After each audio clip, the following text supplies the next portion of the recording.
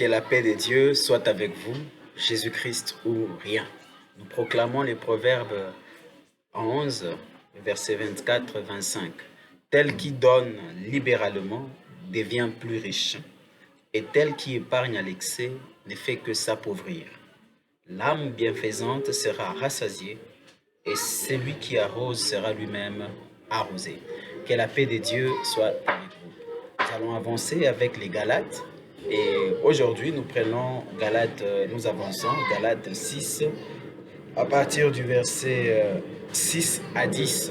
Et nous allons spécialement parler de la loi des semailles et de la récolte. Que Dieu bénisse. Amen. Ceci était un sujet tabou pour nous quand nous étions de l'autre côté, mais c'est la parole du Seigneur et nous devons en parler, nous devons la porter telle que la parole de Dieu l'a portée aussi, l'a donnée. Nous lisons que celui à qui l'on enseigne la parole fasse part de tous ses biens à celui qui l'enseigne.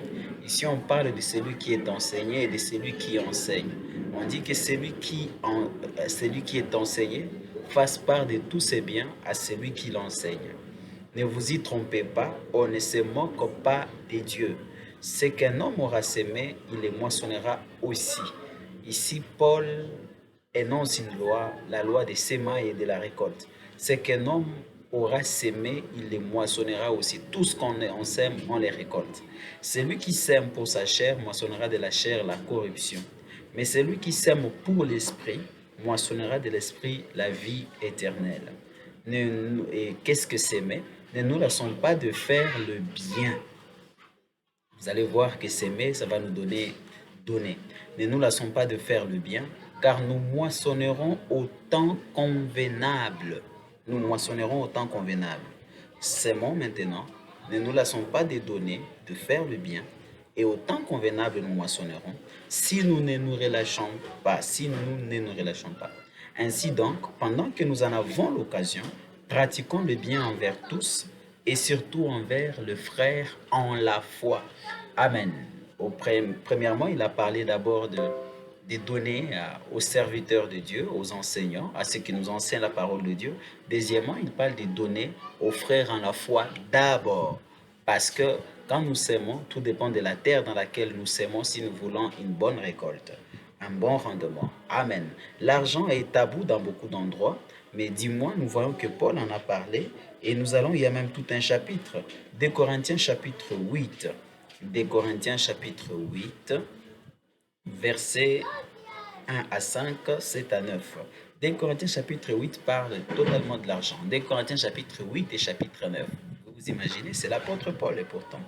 Eh bien, nous y allons. Il dit, nous vous faisons connaître, frères, la grâce de Dieu qui s'est manifestée dans les églises de la Macédoine. Il appelle ça la grâce de Dieu. C'était quoi cette grâce? Vous allez voir que c'est la grâce de Dieu, mais dans les finances. La grâce financière, si je puis le dire, au milieu de beaucoup de tribulations qui les ont éprouvées, leur joie débordante et leur pauvreté profonde ont produit avec abondance de riches libéralités de leur part. Que Dieu vous bénisse. Oh, gloire au Seigneur. Malgré leurs tribulations, malgré leur pauvreté, mais la grâce de Dieu en eux a fait qu'ils puissent faire des grandes libéralités, des riches libéralités. Mon frère chrétien, que Dieu vous bénisse. C'est vrai qu'il y a des écoles de pensée. Il y a l'école légaliste de la dîme, il y a l'école libérale.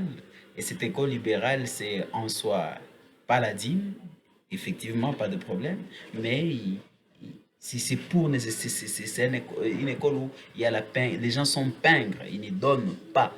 Alors, la vérité est au milieu du chemin. Que Dieu vous bénisse. Ils ont, je l'atteste, donné volontairement, selon leurs moyens et même au-delà de leurs moyens. Mon frère, toi qui vis sous la grâce, est-ce que tu as déjà donné au-delà de tes moyens? Et ce n'est pas une question d'une seule fois. C'est une vie. Vivre sous la grâce, vous comprenez, c'est vivre sous la libéralité et l'abondance et la générosité. La même générosité qu'on nous a faite, nous sommes censés la faire aussi aux autres. Nous demandons avec des grandes instances la grâce de prendre part à l'assistance destinée aux saints. D'autres églises avaient des besoins financiers, des besoins matériels. Et ceux de la Macédoine ont voulu participer. Et ceux de la Macédoine, nous voyons, ce sont les Philippiens. Nous parlerons exclusivement d'eux, hein. Et non seulement ils ont contribué comme nous l'espérions, mais ils se sont d'abord donnés eux-mêmes au Seigneur et puis à nous par la volonté de Dieu. Voilà ce que devait être tout chrétien véritable, et spécialement quand il a trouvé une véritable église, oui, où il y a de véritables serviteurs de Dieu. Premièrement, nous nous donnons à Dieu, et deuxièmement, nous nous donnons aux serviteurs de Dieu. Nous donner aux serviteurs de Dieu, ça veut dire nos moyens servent à financer l'œuvre de Dieu, à pousser à la roue significativement. Que Dieu soit béni. Amen. Verset 7. De même, vous que vous excellez en toutes choses. Maintenant, il s'adresse aux Corinthiens. Vous excellez en toutes choses, en foi, certainement, en parole, certainement, en connaissance, certainement, en zèle à tous égards, et dans votre amour pour nous. Faites en sorte d'exceller aussi dans cette œuvre de bienfaisance. Paul semblait voir que du côté de la libéralité, les Corinthiens étaient un peu pingres, un peu... Ils n'excellaient pas. Dieu veut que nous excellions aussi dans la libéralité financière, bien-aimés. Vous vouliez que Dieu vous ouvre des portes, que Dieu manifeste sa grâce. Il a déjà ouvert ses portes, au fait. Mais il vous faut manifester ses ailes. Où sont vos actions de grâce? La grâce est déjà là, mais vous devez répondre à la grâce par des actions de grâce. Et les actions de grâce sont en parole et en acte concernant les finances. Vous remerciez Dieu et vous agissez, vous s'aimez dans son œuvre. Vous s'aimez, vous donnez. Pas simplement dans son œuvre, vous dit même dans les frères, des frères en la foi. Vous devez s'aimer dans la vie des enfants de Dieu. Ouvrez les yeux, mes bien-aimés. Agissez. Dieu ouvrira largement les églises de cieux pour vous. Je ne dis pas cela pour vous donner un ordre, mais pour éprouver par les ailes des autres la sincérité de votre charité. Quand vous apprenez qu'il y a d'autres chrétiens qui sont zélés de peu qu'ils ont, mais ils font des grands dons, des grandes libéralités. Et après, vous étonnerez de voir aussi des grandes grâces de Dieu sur eux. Non, car vous connaissez la grâce de notre Seigneur Jésus qui, pour vous, s'est fait pauvre, des riches qu'il était, afin que par sa pauvreté vous fussiez enrichis. Le Seigneur s'est fait pauvre afin que par sa pauvreté nous fussions enrichis. Est-ce que nous le croyons? Que Dieu vous bénisse. Je ne veux pas m'arrêter là, je vais la faire en 3 parties. Donc, nous voyons que la libéralité, c'est la parole de Dieu. Alléluia, dans le Nouveau Testament. Et les Macédoniens dont il parle, ce sont les Philippiens. Et le Philippiens, je vais lire Philippiens chapitre 1er, 1 à 3. Philippiens 1 à 3, Philippiens chapitre 1er, le verset 3 à 6. Voici ce que Paul dit chez les Philippiens. Il dit, je rends grâce à mon Dieu de tous les souvenirs que je garde de vous. Parce que souvenez-vous, dans Acte 16, il a eu une vision, va à Macédoine, et quand il est arrivé là-bas, c'était à Philippe, et Lydie fit la première âme là-bas en Macédoine.